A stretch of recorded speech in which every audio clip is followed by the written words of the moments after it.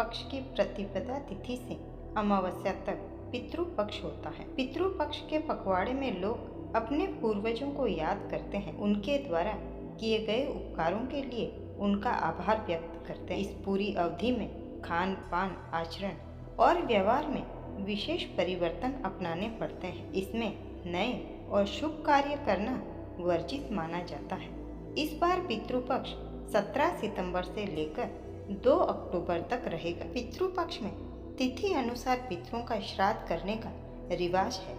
मार्कंडेय पुराण के अनुसार श्राद्ध से तृप्त होकर पितृगण श्राद्धकर्ता को दीर्घ आयु, संपत्ति, धन, विद्या, सुख, राज्य, स्वर्ग और मोक्ष प्रदान करते हैं। ब्रह्म पुराण के अनुसार जो व्यक्ति शाक के द्वारा भी श्रद्धा भक्ति से श्राद्ध करता है, उसके कुल में कोई भी दुखी नहीं हो सकता है। पौराणिक मान्यताओं के अनुसार पितृपक्ष में श्राद्ध की परंपरा महाभारत काल से हुई थी। गरुड़ पुराण में भीष्म पितामह ने युधिष्ठिर के संवाद बताए गए हैं। महाभारत काल में भीष्म पितामह ने युधिष्ठिर को पितृपक्ष में श्राद्ध और इसके महत्व को बताया था।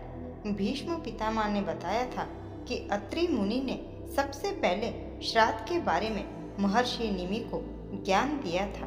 दरअसल अपने पुत्र की आकस्मिक मृत्यु से दुखी होकर निमि ऋषि ने अपने पूर्वजों का आह्वान करना शुरू कर दिया था। इसके बाद पूर्वज उनके सामने प्रकट हुए और कहा, निमि, आपका पुत्र पहले ही पितृदेवों के बीच स्थान ले चुका है। चूंकि आपने अपने दिवंगत पुत्र की आत्मा को खिलाने और पूजा करने का कार्य किया है, ये वैसा ही है जैसा आपने पितृ यज्ञ में किया था। उस समय से श्राद्ध को सनातन धर्म का महत्वपूर्ण अनुष्ठान माना जाता है।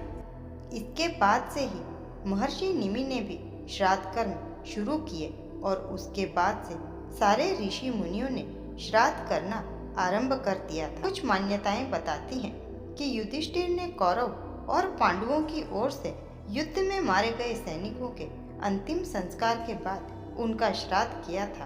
परिवार में कौन कौन कर सकता है श्राद्ध, आइए जानते हैं। घर का वरिष्ठ पुरुष सदस्य नित्य तर्पण कर सकता है। उसके अभाव में घर का कोई भी पुरुष सदस्य कर सकता है।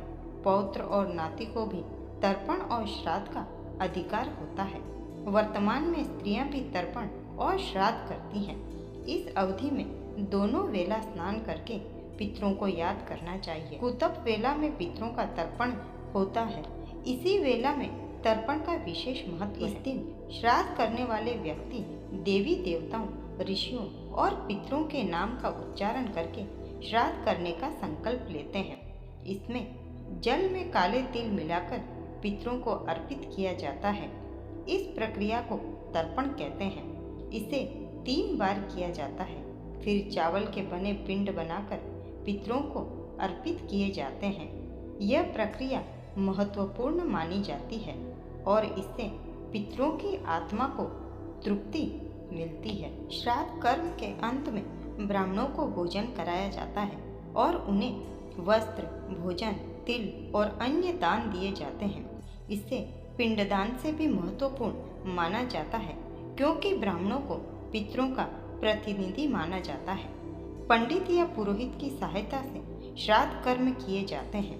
परिवार के सदस्यों द्वारा पितरों की आत्मा की शांति के लिए प्रार्थना की जाती है और उन्हें श्रद्धांजलि अर्पित की जाती है। मान्यताओं के अनुसार श्राद्ध में कुछ बातों का विशेष प्रकार से ध्यान रखना चाहिए। घर के सबसे वरिष्ठ पुरुष के द्वारा ही नित्य तर्पण यानी पितरों को जल चढ़ाने की विधि पूरी की जाती है। घर पर वरिष्ठ पुरुष सदस्य ना हो तो पौत्र या नाती से तर्पण करवाया जा सकता है।